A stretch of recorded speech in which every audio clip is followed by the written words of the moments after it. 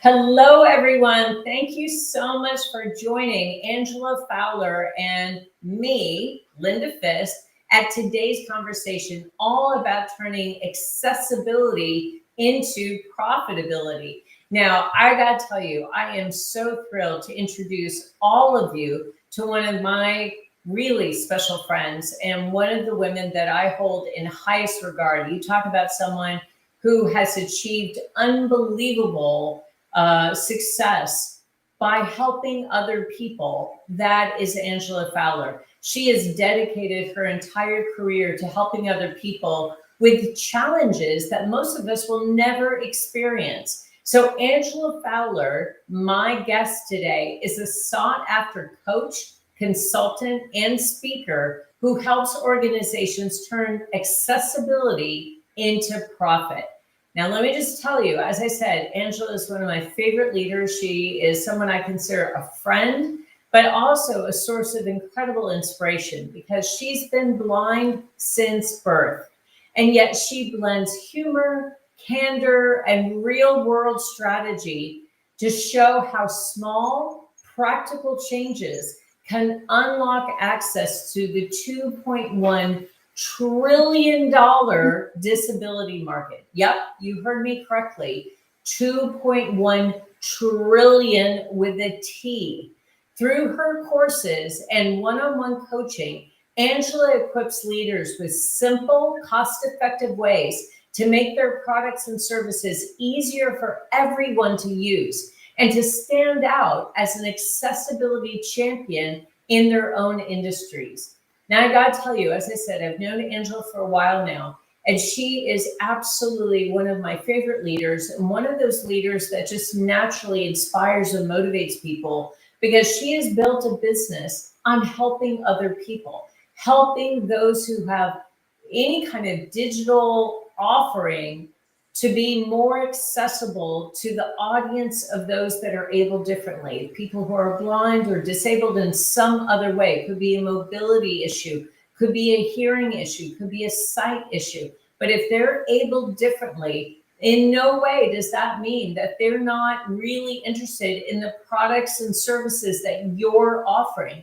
They just need to be able to find those products and services and use them. So Angela has made a career out of helping businesses be accessible to those people that are abled differently so that those businesses benefit by tapping into the $2.1 trillion disability market. Now, Angela, I got to tell you, most of the people that I talk to say, no, I think I'm doing fine. I think we are accessible. I think we, make sure that our website is accessible to those that are hearing impaired or sight impaired. I think we're doing fine. So how do business owners really know that their business is or is not accessible to those people that may be abled differently? Thank you, Linda, and thank you for that amazing introduction. I look at accessibility not just as accessibility to disabled people, but I look at it as an extension of user experience. So, what experience do users have when they're trying to access your digital your products and services? Well, how do you know something is inaccessible? Because most people aren't going to come out and say that, right? Most people aren't going to come out and say this is inaccessible. So there's three symptoms that I want to go through. So first of all, if you experience a lower conversion than you think you should, maybe people in your industry doing the same thing, doing similar things, are experiencing a higher conversion than you are. Maybe you're getting a lot of traffic, but nobody's clicking through your offers. Maybe your conversion has diminished suddenly for some reason that you can't figure out. So low conversion, diminishing conversion, that's a symptom of possible inaccessibility. Also, if people subscribe, if you have a subscription-based service, if people subscribe to it and then cancel their subscription shortly after if this happens frequently. I know I myself have done that a number of times. I subscribe to something and then realize I can't use it. It might not be worth going through the process of asking for a refund. So I might just eat the first month's costs and say, chalk it up to lesson learned. So if your subscribed customers disappear, that's a sign of inaccessibility. And if you get usability complaints, people aren't going to say your website is inaccessible or your website is violates the ADA. They're going to say, I can't use this.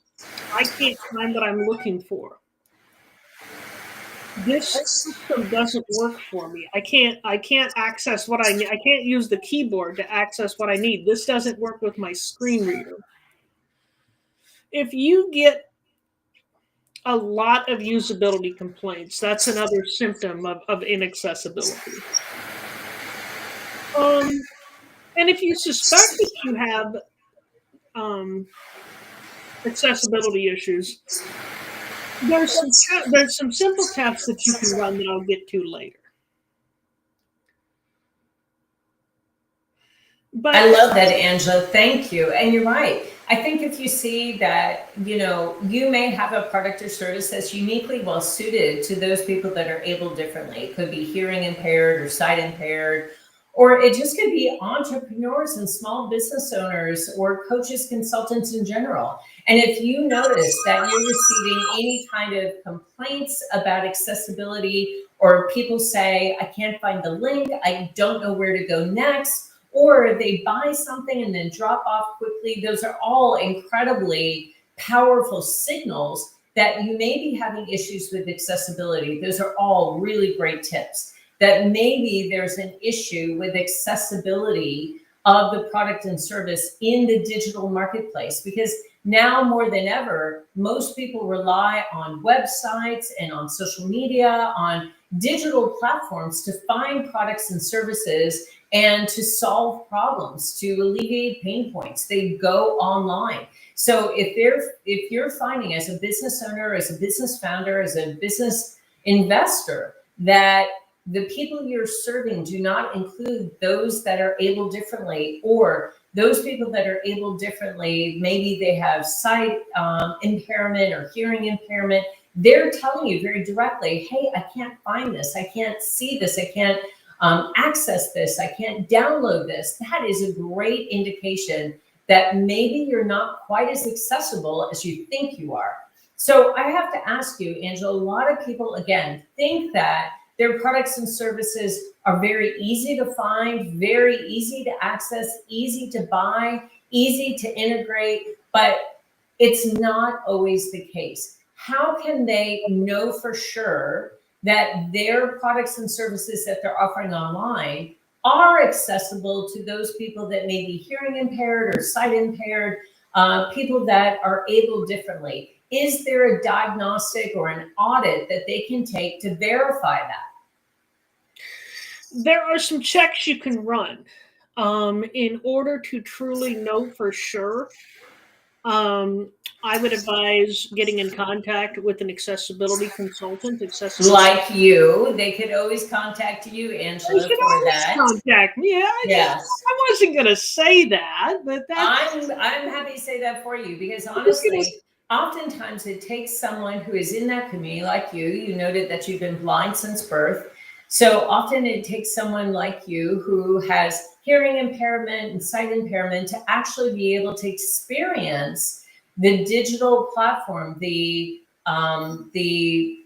digital offering, to be able to say, yes, this is accessible. It was easy to find. It was easy to buy. It was easy to integrate. Or no, it was really tough for me to follow all the breadcrumbs to find the information I needed to make a decision and to actually move to purchase. So I think working with someone like you is absolutely a no-brainer.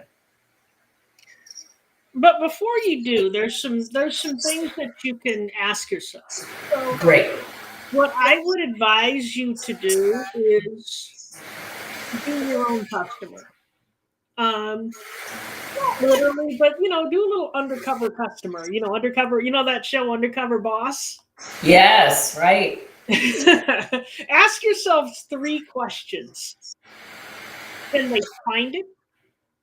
Can they buy it? Can they use it?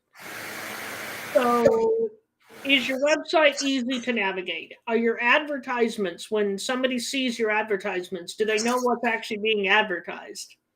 You don't know how many times I've seen an advertisement on YouTube and I'm like, what in the world are they advertising? Yeah. Can they buy it? Is your checkout screen easy to use? And can they use it? When they log into your product or download your product, is it intuitive? Now, this is not an accessibility check. This is a basic usability check. But if you have trouble finding, buying, using your product, there's a good chance that other people are going to also, and there's a good chance that there's accessibility issues. Oh, that's so smart, Angela. You're right. And most businesses have no idea how many customers quietly turn away. As you said, people rarely complain, they just leave. But Yep. there are always warning signs. And I think you gave us some warning signs that are so important. Are your offers converting at a lower level than you expect? Do your customers mention that your website is confusing or hard to use? And are people subscribing and then canceling right after they subscribe or purchase something? If so, your business may not be as accessible as you think. So you are doing so much to help business owners ask the right questions, do the right research, and make sure that their business is easy to find, easy to use, and easy to purchase from. So I love that. Now, you can help us understand why right now it's so important to make your business accessible. Now more than ever, it's so important that as more and more businesses move online, as more and more businesses rely on digital connections, clients, and digital media and marketing, that your business become accessible. So can you tell us why you're finding more and more businesses now trying to ensure that their business is truly accessible? Well, a couple things, but first I'm going to talk about the legal landscape because accessibility is a lot more than just a nice to have. You might look at the current political situation and say that accessibility is not the legal imperative that it was, say, this time last year, but you would be misreading the tea leaves. In states like California, the law concerning accessibility is actually stricter than federal law. And if you do business overseas, the European Accessibility Act is pretty strict in terms of things need to be things need to meet accessibility guidelines. And when I say accessibility guidelines, I'm referring to the web content accessibility guidelines, which I see as the minimal standard for accessibility. So the legal landscape is actually, if anything, the legal precedent is more in favor of accessibility than it has been. But these times are tough economically, and that might cause businesses to tighten their belts to say, well, I can't afford an accessibility person right now. And I understand that thought process. I mean, we're all tightening our belts, right? But you need every advantage that you can get especially in a highly competitive arena. You need every advantage you can get. And if you're the accessible business in a world where over 90% of websites are inaccessible, word's going to get out amongst the disability community. And you're going to get that reputation for being accessible. So, it may look like, oh man, this is an investment. I don't want to do this. I don't have the money. it is truly an investment not only in mitigating legal risks, but in increasing profit as well. Oh, Angela, so smart. You mentioned a couple things there that I just want to reiterate. More than 90% of websites are inaccessible to the disability market. Think about that. That is absolutely staggering. More than 90% of websites and digital platforms are inaccessible. That's one. I thought that was stunning. Second thing that I think is important is that, yes, while everyone is tightening their belts right now, you have an opportunity to unlock access to the $2.1 trillion disability market when your competitors are not. So all of a sudden, you are creating a new windfall of potential clients in the disability market when your competition is turning a blind eye to that, which gives you access to an entirely new area of profitability.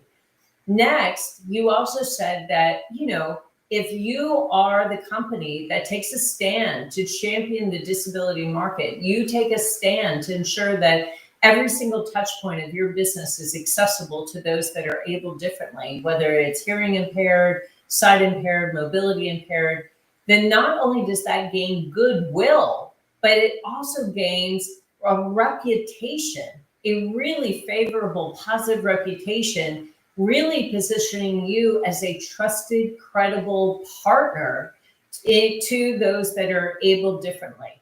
And I gotta tell you, that kind of level of reputation is so difficult to achieve. And yet you have the opportunity to really distinguish yourself and create a long-term competitive advantage by not just unlocking access to the $2.1 trillion disability market, but by really advocating and championing for the disability market to have equal access to all the products and services that you offer. I love that. Those are such important points. Now, I gotta tell you, you also have a really, in my mind, an incredibly powerful intensive that you're offering.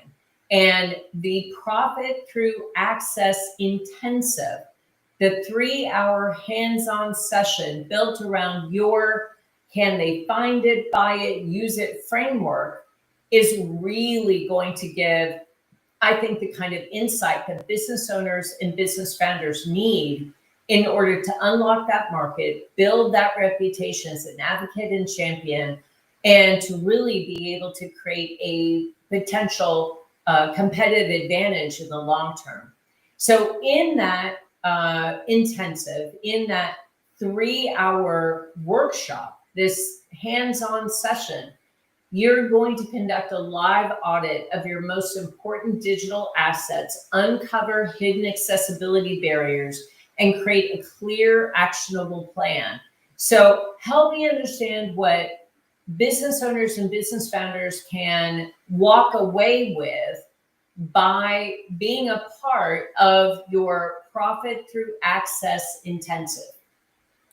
Right. So I'm going to actually walk through your workflows with the screen reader, and you're going to watch me do it. So the first thing I'm going to do when you purchase the intensive is I'm going to send you an intake form, or we might even get together for a 15-minute session. But I'm going to ascertain before the intensive what are your most important workflows. What do you most want to go over here, and we're going to get on there. I'm going to go over your work. I'm going to point out not only what is inaccessible, but I'm going to give you an idea of why it's inaccessible and how you can fix it. And then the duration of that is going to be spent really in one-on-one coaching. Explaining how to make certain workflows accessible, answering any questions you have, maybe diving into other aspects of your business. It's all about you. I mean, each business is different. Each business owner is different. Each business owner has different priorities, different learning styles, different ways of doing things. So it's a bespoke offer. It's I'm going to customize it specifically to you and your business. That's amazing. And I know that you're offering a heck of a discount to Lead Hership Global members. It's a 50% discount, y'all. So if you're a member of Lead Hership Global, do not miss the opportunity to join Angela's incredible workshop. This is a 3-hour hands-on session called the Profit Through Access Intensive. And you're going to walk away with practical next steps, clear priorities, and the confidence that your customers can find, buy, and use everything you have to offer, which is huge. That's incredible, especially as we step into the new year of 2026. So Angela, just to wrap up, give me just 2 or 3 recommendations that you would give anyone listening right now in terms of actions that they should take to do a little bit of homework around understanding their accessibility and taking the time to really assess that and then making the needed changes and fixes. Right. So my favorite thing to tell people is test your workflows for keyboard accessibility. You know, if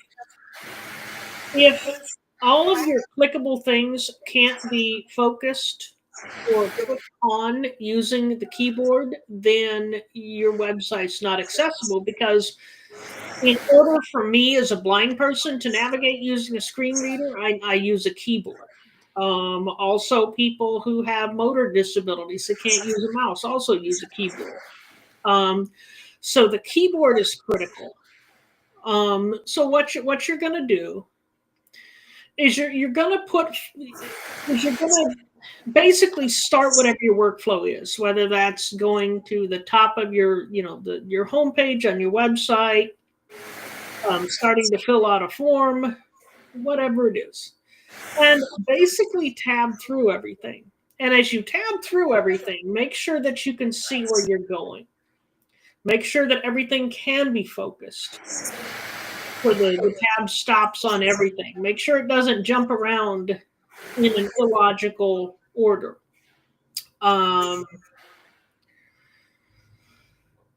Also, make sure that everything can be interacted with using a keyboard. So if you hit enter or space on something and it doesn't work, then there's a keyboard accessibility issue. Yeah, so smart. That's absolutely brilliant.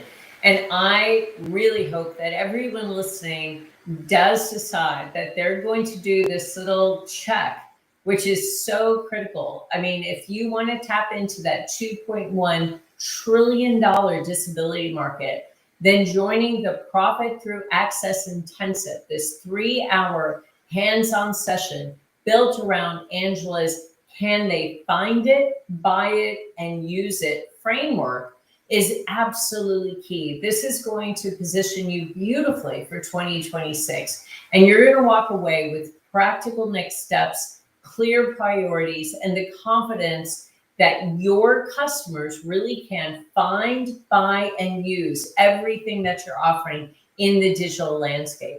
So Angela, thank you so much for today's conversation. Thank you so much for joining me on today's live stream. I'm so grateful to you, and I'm grateful that you so generously shared your knowledge, your expertise, and your experience with everyone listening in. So thank you so much, my friend. Well, thank you for having me. All right. Thank you, everyone. And we will see you later on this week for more Lead Hership Global events. Thank you so much.